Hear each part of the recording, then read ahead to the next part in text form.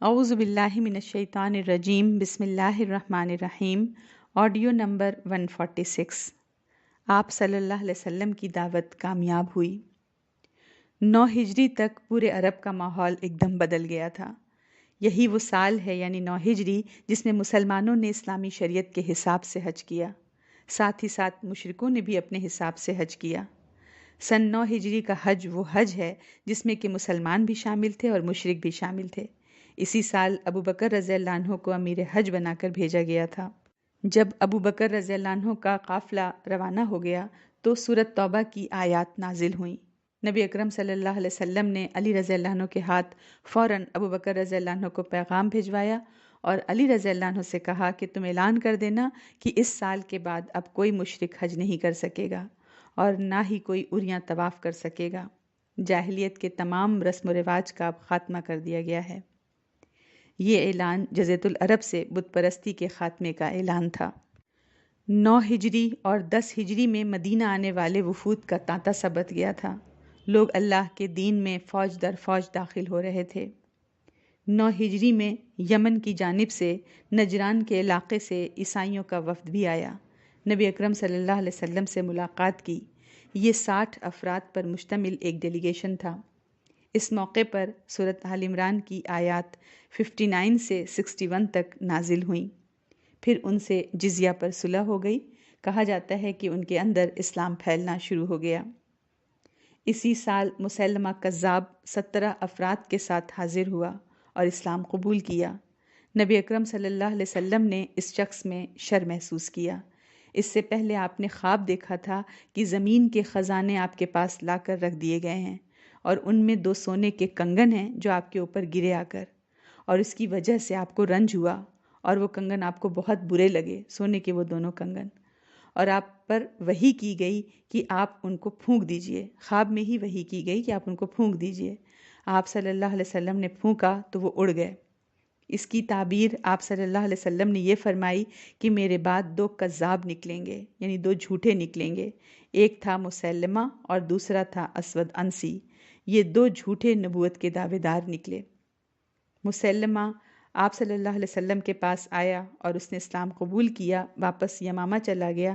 یمامہ واپس جا کر اس نے نبوت کا دعویٰ کیا اور اپنی قوم کے لیے زنا کو، شراب کو حلال کر دیا، اور ساتھ ہی ساتھ باقی باتیں بھی مانتا رہا اور نبی اکرم صلی اللہ علیہ وسلم کو اللہ کا رسول بھی مانتا رہا۔ لوگوں کو اس سے اتنی محبت ہو گئی تھی کہ وہ یمامہ کا رحمان کہلانے لگ گیا تھا۔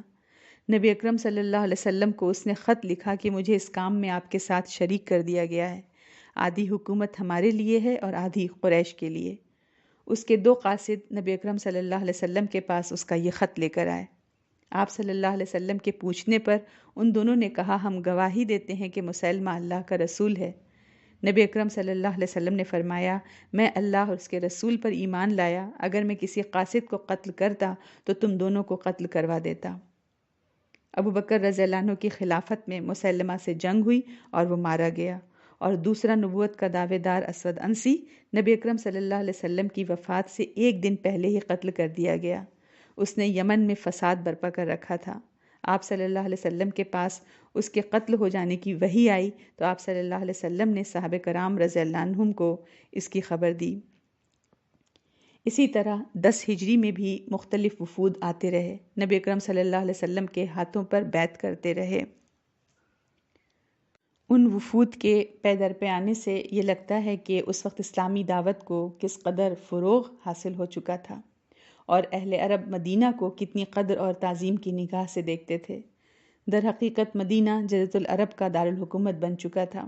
البتہ یہ نہیں کہا جا سکتا کہ ان سب لوگوں کے دل میں اسلام اثر کر چکا تھا، کیونکہ ان میں ابھی بہت سے ایسے اکھڑ بدو تھے جو اپنے سرداروں کی دیکھا دیکھی مسلمان ہو گئے تھے، ورنہ ان میں قتل اور غارت گری کا جو رجحان جڑ پکڑ چکا تھا اس سے وہ پاک صاف نہیں ہوئے تھے، اور ابھی اسلام کی تعلیمات نے انہیں پوری طرح مہذب نہیں بنایا تھا۔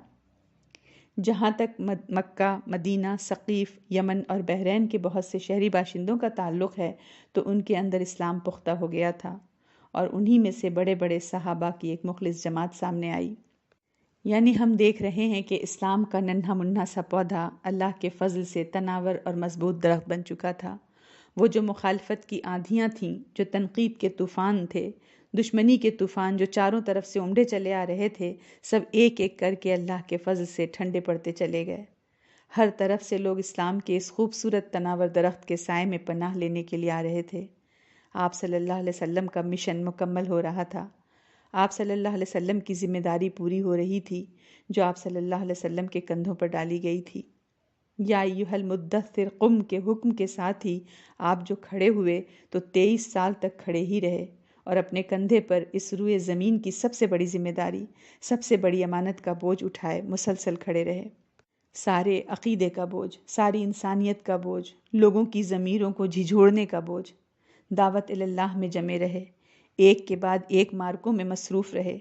20 برس سے بھی زیادہ عرصے تک مارکوں نے اپنے اندر الجھائے رکھا، لیکن یہ الجھاؤ، یہ مصروفیت آپ کو کسی ایک معاملے سے دوسرے معاملے میں غافل نہ کر سکی، یہاں تک کہ اسلامی دعوت اتنے بڑے پیمانے پر کامیاب ہوئی کہ عقلیں حیران ہیں۔ سارا جزیرۃ العرب آپ کا تابع ہو گیا، اس کے افق سے جاہلیت کا غبار چھٹ گیا، بیمار ذہنیت تندرست ہو گئی، بتوں کو چھوڑا ہی نہیں توڑ دیا، اور توحید کی آوازوں سے فضا گونجنے لگی، بکھری ہوئی قومیں اور قبیلے ایک ہو گئے، انسان بندوں کی بندگی سے نکل کر اللہ کی بندگی میں داخل ہو گیا۔ آپ صلی اللہ علیہ وسلم نے تعلیم دے دی کہ نہ کوئی قاہر ہے نہ مقہور، نہ مالک ہے نہ مملوک، نہ حاکم ہے نہ محکوم، نہ ظالم ہے نہ مظلوم، بلکہ سارے مسلمان اللہ کے بندے اور آپس میں بھائی بھائی ہیں۔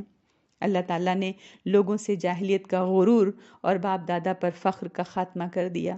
عربی کو اجمی پر، اجمی کو عربی پر، گورے کو کالے پر، کالے کو گورے پر کوئی فضیلت نہیں، کوئی برتری نہیں۔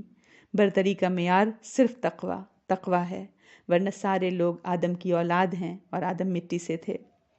آپ صلی اللہ علیہ وسلم کی دعوت سے سارے انسانوں کو دنیاوی مسائل اور اخروی مسائل میں سعادت کی راہ مل گئی، زمانے کی رفتار بدل گئی، تاریخ کا دھارا مڑ گیا۔ لیکن ضمیر کا مارکا ابھی ختم نہیں ہوا ہے، کیونکہ یہ دائمی مارکا ہے، اس میں شیطان سے مقابلہ ہے، اور وہ انسانی ضمیر کی گہرائیوں میں گھس کر اپنی سرگرمیاں جاری رکھتا ہے اور ایک لمحہ کے لیے بھی ڈھیلا نہیں پڑتا۔ اس لیے نبی اکرم صلی اللہ علیہ وسلم کی دی گئی تعلیمات اور ضمیر کے میدان میں آپ کے مارکا کو اور جہاد کو ہم نہ بھولنے پائیں۔ نبی اکرم صلی اللہ علیہ وسلم سے سچی محبت کا حق ادا کرنے کی ہر لمحہ کوشش کرتے رہیں، اور ازلی دشمن شیطان کو مات دینے کے لیے ساری حکمتیں پلان کرتے رہیں۔ والسلام علیکم ورحمۃ اللہ وبرکاتہ۔